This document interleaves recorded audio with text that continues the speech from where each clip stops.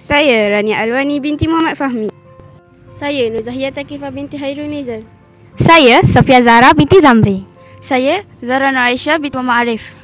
Saya Nur Raihan binti Muhammad Shah. Saya Sofia Kaisara binti Abdullah.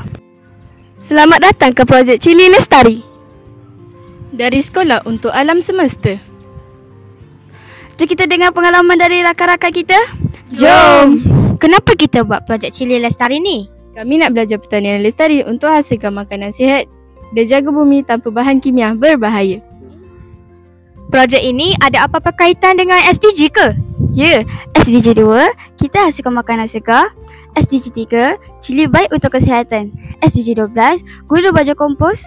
SDG 17, kita bekerjasama dengan agensi dan komuniti yang berkaitan. Kita belajar apa daripada projek ini? Kami belajar sains, matematik dan keusahawanan.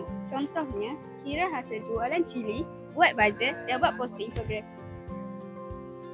Berapakah hasil jualan yang kita dapat? Fasa pertama, kita dapat RM372 hasil jualan cili.